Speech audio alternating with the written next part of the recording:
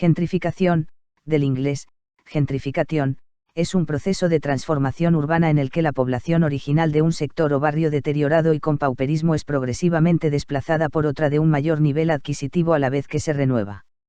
Etimología del término. El término es un neologismo que procede del inglés gentrification.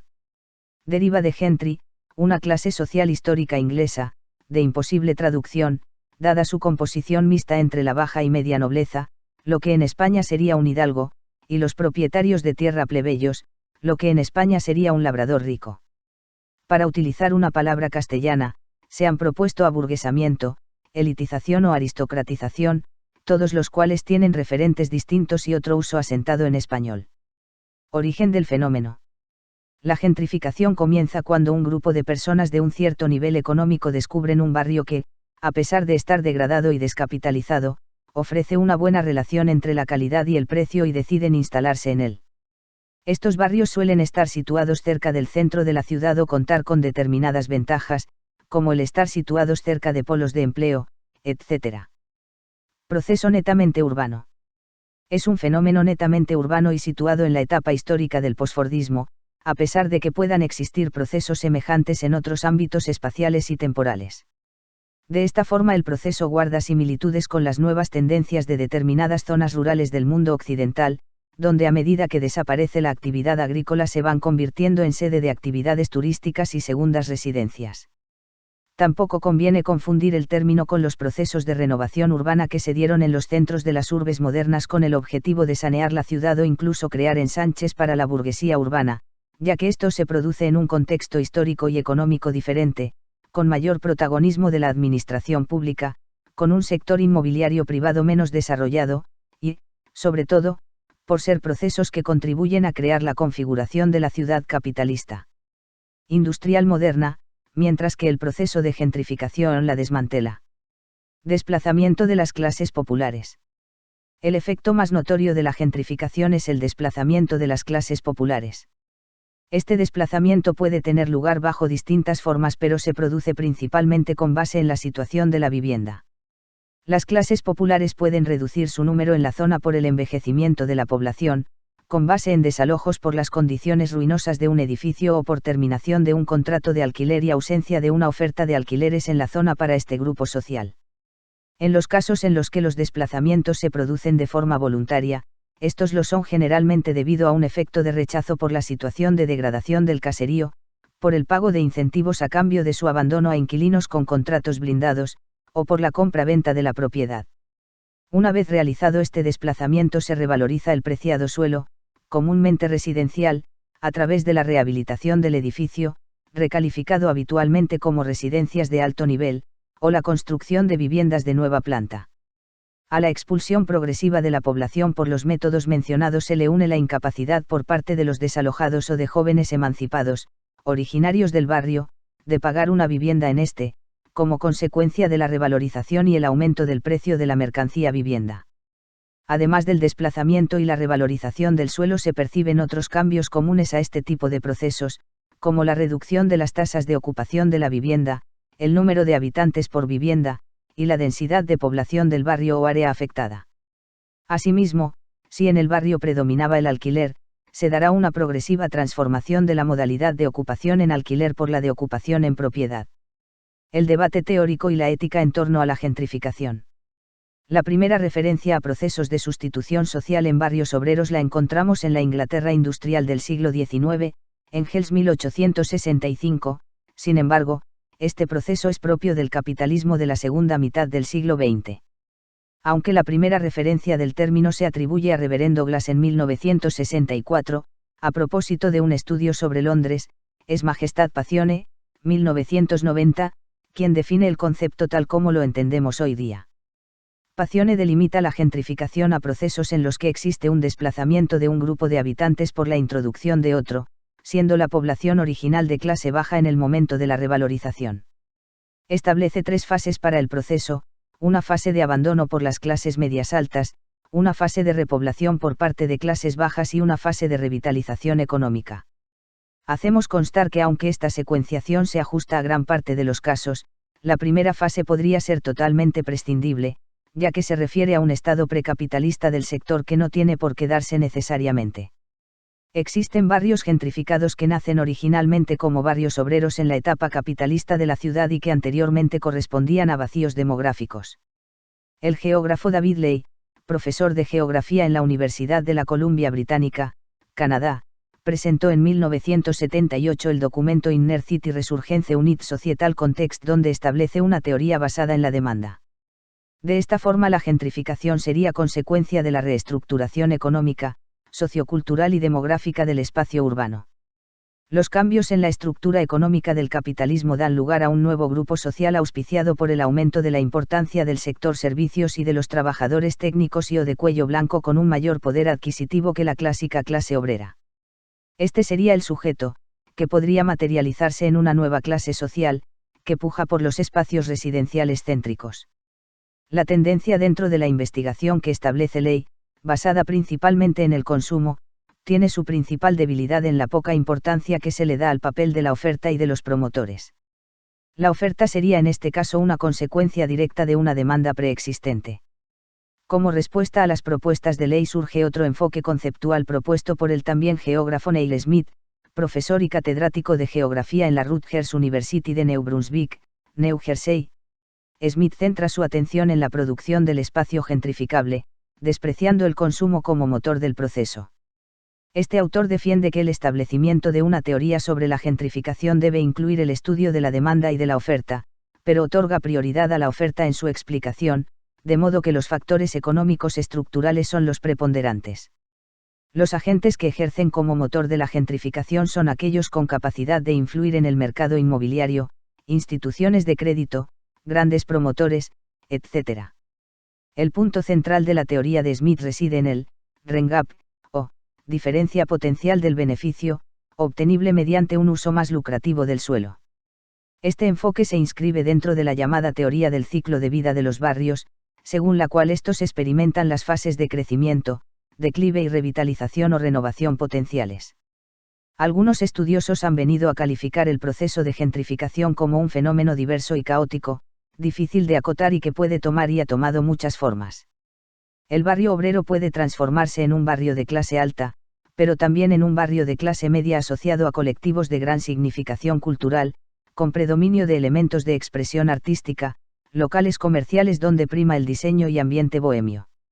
El barrio histórico degradado puede transformarse en un barrio histórico centrada su rehabilitación en su uso como reclamo turístico e incentivador, además del sector inmobiliario, de la hostelería y el comercio asociado al turismo.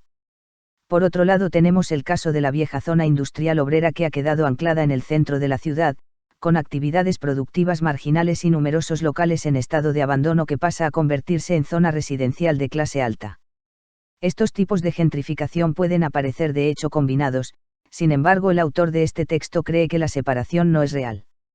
En todos los casos a los que nos referimos como fenómeno de gentrificación, aunque haya presencia de antiguas industrias o un notable valor histórico del conjunto, el factor fundamental y común del proceso es la existencia de una población humilde desplazada por otra con un mayor nivel de renta, es decir, una invasión del espacio por parte de clases medias altas y la sustitución de la población y en gran medida del caserío original, así como una revalorización de un suelo desvalorizado con anterioridad.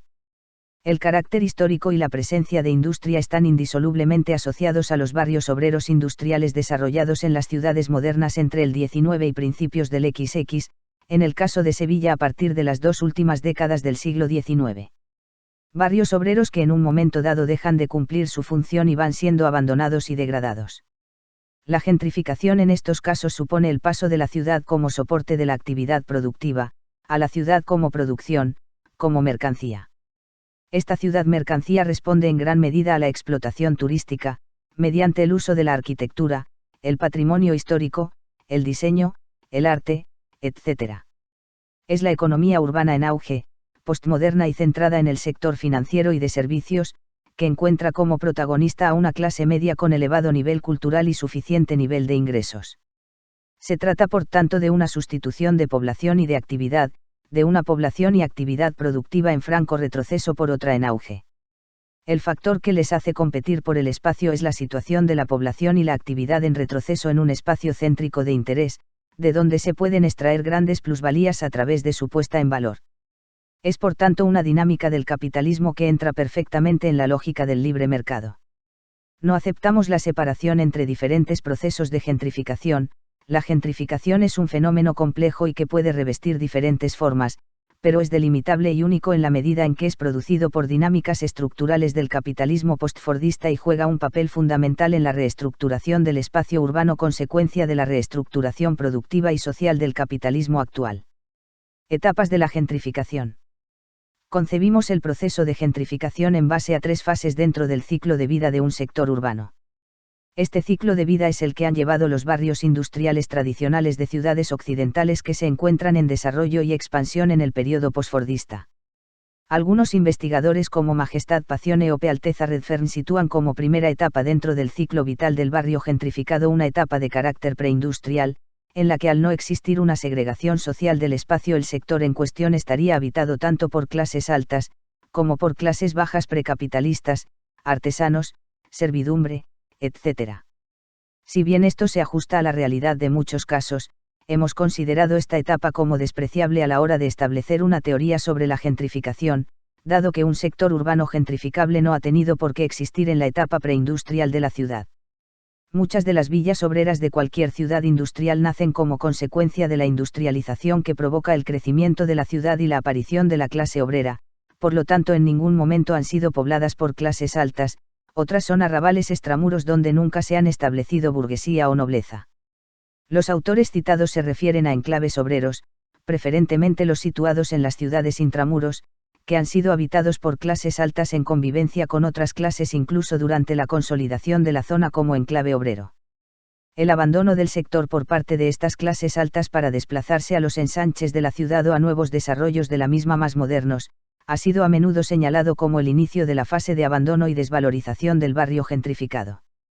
Esto puede ser cierto en algunos casos y cuestionable en otros, ya que consideramos que el abandono es producto del desplazamiento del capital inmobiliario hacia sectores nuevos de la ciudad, y no la consecuencia de las decisiones individuales de los burgueses. Esta hipótesis vendría apoyada por el hecho anteriormente descrito de que no todos los sectores gentrificables hayan tenido que acoger a las clases altas con carácter previo a su configuración obrera. En estos casos la salida de las clases altas del sector no sería sino la salida de los capitales inmobiliarios de los burgueses propietarios de edificios, sin que estos tengan que vivir necesariamente en la zona en cuestión. Nacimiento.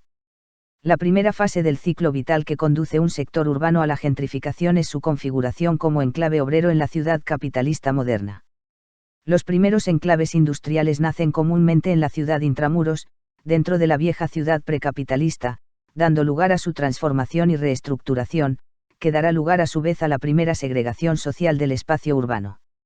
La industrialización crea una nueva configuración del centro urbano o de parte del mismo por la presencia de la masa obrera y de las actividades productivas, al mismo tiempo crea nuevos enclaves industriales que pueden surgir sobre arrabales antiguos de la ciudad o sobre vacíos demográficos y pone en valor nuevas zonas suburbanas hacia donde se desplazan las clases altas. La industrialización supone la atracción de grandes bolsas de inmigración provenientes de zonas rurales. De forma lógica, los nuevos pobladores que vienen a trabajar en las industrias, situadas en el centro de la ciudad y en las zonas portuarias, se establecen en torno a estas buscando la proximidad con el lugar de trabajo. La industrialización tiene consecuencias también para las clases propietarias, dado que cambia el medio urbano en el que están habituadas a vivir. Por una parte, la industrialización de las ciudades deteriora el medio ambiente, las masifica, crea problemas de insalubridad, etc. Además, la multiplicación de la clase obrera en estas zonas crea un efecto rechazo para burgueses y nobles. Por otro lado, la revolución de los transportes, trenes, tranvías, permite en las ciudades modernas la expansión de la población privilegiada hacia la periferia, hacia la zona suburbana. La zona suburbana supone para la burguesía grandes espacios y tranquilidad, frente a la masificación y la insalubridad del centro moderno. Esto establece un modelo de división social espacial con la clase trabajadora en torno al centro de la ciudad y las clases altas en la zona suburbana. Por otro lado, en las ciudades modernas, comienzan a desarrollar fuertes fenómenos especulativos conforme la presión de la inmigración obrera y la demanda de alojamientos crece. La especulación y producción de la mercancía vivienda en las ciudades se convierte en un importante factor de acumulación del capital. El barrio obrero da lugar a un urbanismo y a una serie de relaciones sociales propias. Tipologías de vivienda, talleres, comercios y costumbres diferenciadas de los barrios burgueses.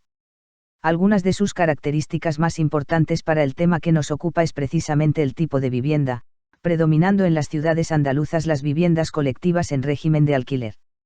Abandono. La segunda fase es la descapitalización y abandono del sector. Siguiendo a Smith, para la aparición de la diferencia potencial de renta, que va a permitir las grandes plusvalías que produce la gentrificación y que son el principal motor del proceso, es necesario que exista una etapa de descapitalización y desvalorización de la zona que permita grandes diferencias entre el valor del suelo del sector degradado y el valor potencial que por su ubicación podría tener.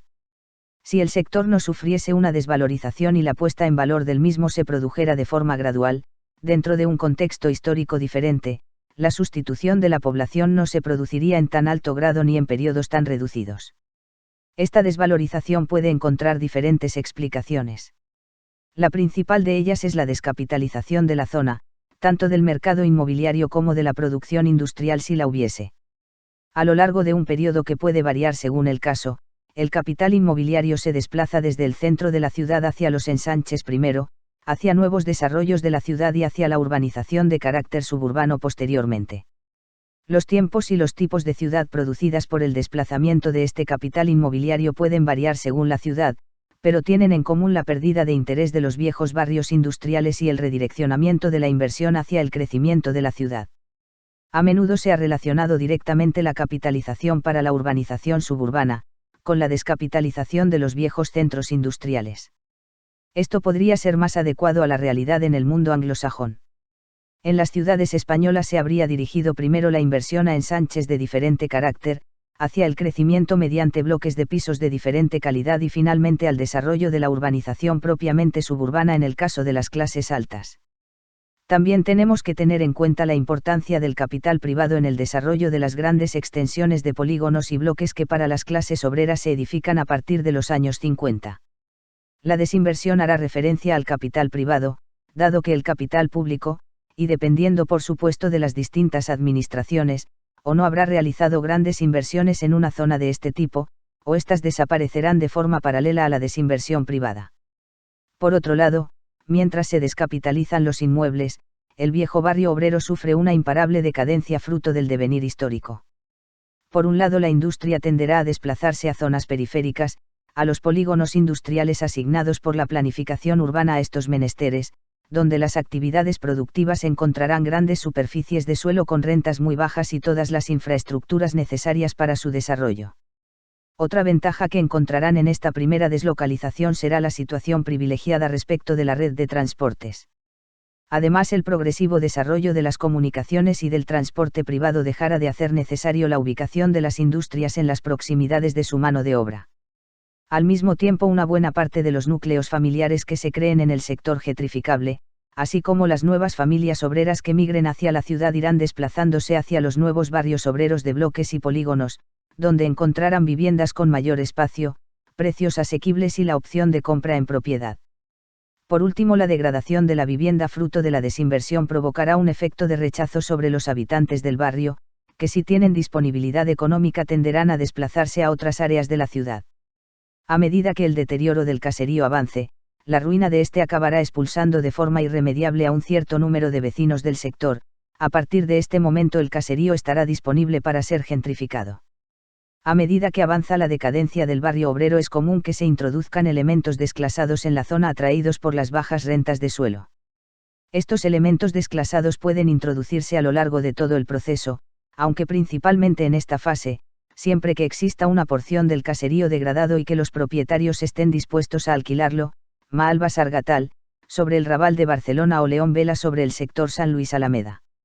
Estos elementos podrían o bien tener poco efecto sobre el proceso, o bien, en el caso de elementos marginales del lumpen, contribuir al abandono del barrio aumentando el efecto de rechazo sobre otros pobladores. Cuando el deterioro de un edificio o de toda una área es suficientemente importante, se llega al punto en que la diferencia entre el beneficio obtenido de la explotación del suelo y el que se podría obtener potencialmente con un uso óptimo, a través de la inversión, es tan amplia que hace posible la gentrificación. Está la diferencia potencial de renta de Smith y supone la generación de grandes rentas. Revalorización. Las pautas de localización de los grupos sociales cambian con el modelo de desarrollo. Tras la crisis estructural de los 70s, y la desestimación de la producción en cadena y la industria pesada como motor del sistema económico global, entramos en la era postfordista en Occidente. Los centros de las ciudades desarrolladas, desindustrializadas o que no han tenido una industrialización notable pero que convergen ahora en el nuevo modelo económico, pasan a ser la principal baza para el desarrollo económico del sistema, esta vez como centros financieros y de servicios, nodos de comunicación con ciudades y empresas donde se realizan los negocios más rentables. La importancia de los servicios, el turismo y los activos inmobiliarios de las ciudades postmodernas tienden a dar un gran valor a la mercancía inmobiliaria, que se encarece más y más en los centros de las ciudades. El precio se convierte en un factor de rechazo para las clases bajas, mientras que la cercanía a los centros turísticos, culturales, financieros y comerciales se convierte en un factor de atracción para las clases con mayor poder adquisitivo hacia el centro.